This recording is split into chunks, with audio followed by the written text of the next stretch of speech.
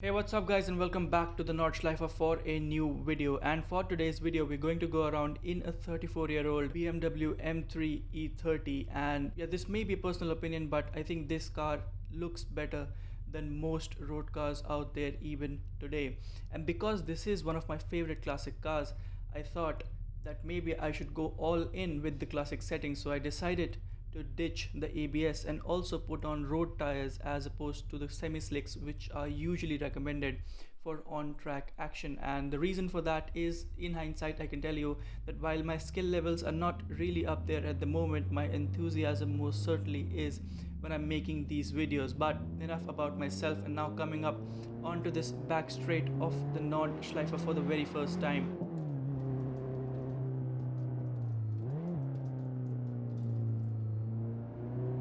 But now out of the pits and onto this back straight of the Nordschleife. As we stand on the throttle for the very first time, just listen to that engine.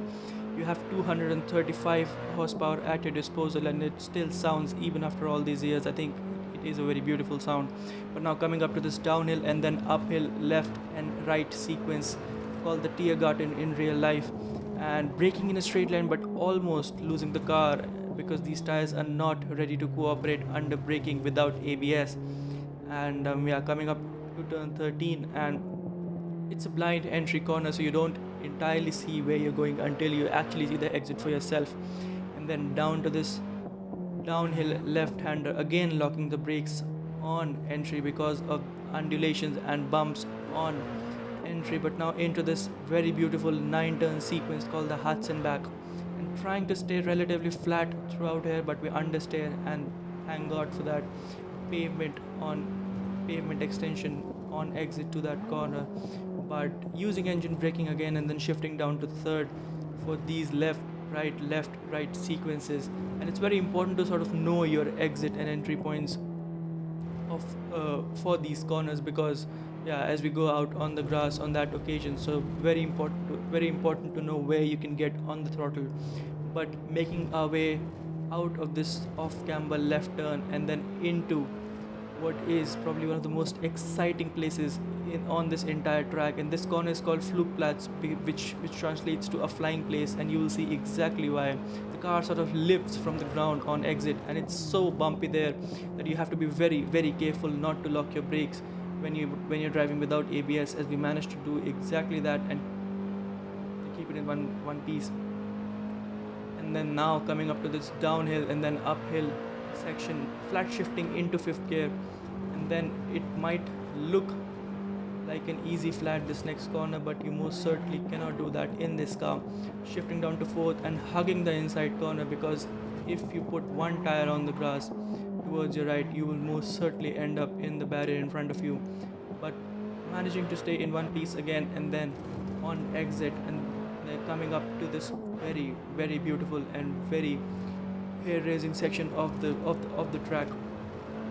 It's downhill, left, right, left again, and into this uphill braking zone where you brake in a straight line and then flick the car to the left, and then coming up to this again slow left and right sequence, shifting to second for that bite, and then on entry using all of the curb that is available to you. But coming up again to a relatively fast section, this upcoming left-hander might look flat to you, but it most certainly is not. And this is one of the most difficult corners of this track in a car like this, because you're not entirely sure where the limit is or how the car would react on entry, and if you put one tire on the grass there, you will most certainly end up in the barriers. But now on in second gear for this slow right-hander, and yeah, losing the car a little on entry, but we managed to keep it in one piece again. But navigating through these relatively fast corners and then just trying to take the right lines for these corners. But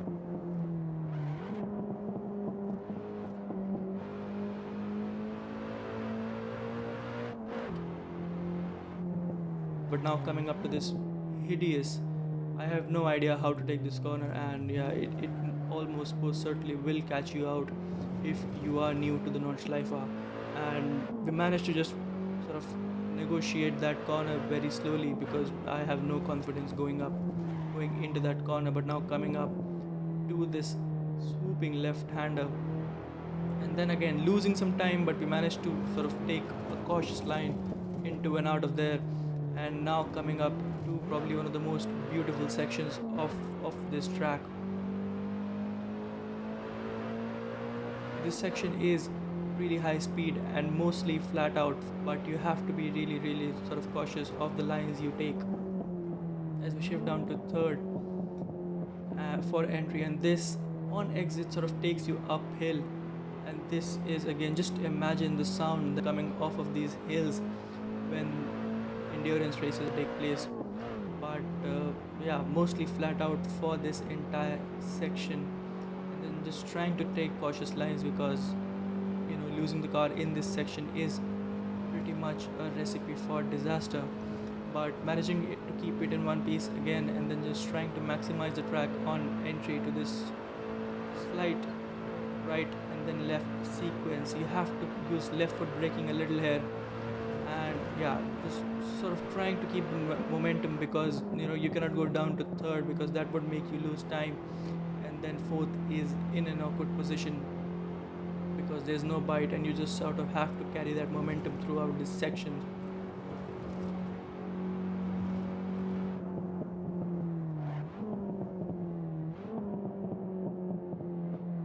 But now coming up to probably one of the most iconic corners on this entire track, that is the carousel, and making our way to the carousel, downshifting into second for the carousel. And because this car is not really low, we can take the banking part of this corner and trying to stay relatively high on the throttle, and then into this high speed section again before we make our way to Brunchen.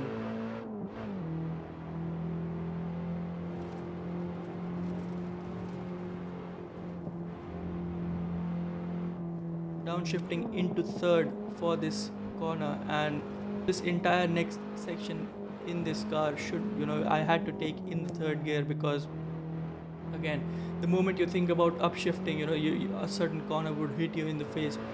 So yeah, taking this entire section in the third gear itself, and then just using my left foot for braking.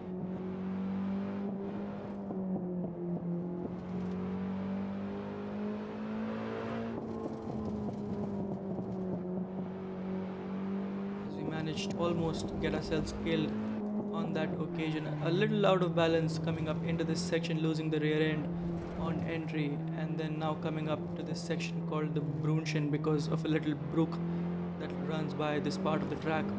And yeah, if you watch Nordschleife videos on YouTube, most of the people who record videos sit in this section of the track.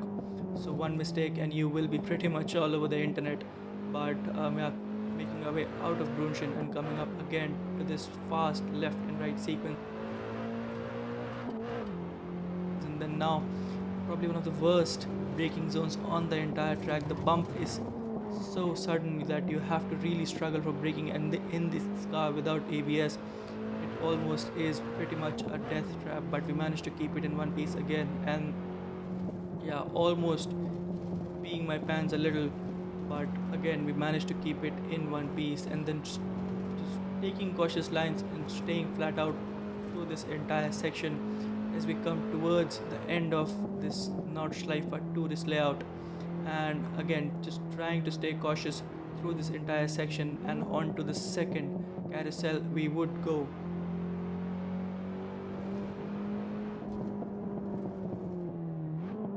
Into this second carousel, just trying to stay in, just taking this carousel in second gear and just trying to maximize your exit speed. And again, thinking about going in the fourth gear, but we decide against it. And yeah, just trying to sort of maximize exit of this sequence, and yeah, overrevving the engine in third gear, but we managed to shift into fourth, and we will come around for this lap, and we do a 1 minute 8 minute 34.1, which is, I am not entirely sure if it's decent, but yeah, these are still early days for me on the Nordschleife. But now let's see what sort of speeds this 34-year-old car can hit as we get to 221, but you have to brake really suddenly because you have to slow down for this 80-kilometer limit into the pits. So yeah, that was pretty much a lap of the tourist layout of the Nordschleife. And do let me know in the comment section down below if you have any comments or feedback for this video. And yeah, I would actually be doing another video that would sort of include all of the mistakes I made while I was recording while I was practicing for this lap around the Nordschleife. So if you want to watch that video as well, then make sure you're subscribed so you do not miss that video. But yeah, until the next time, until the next video, just stay safe, stay healthy, and I will see you in the next one.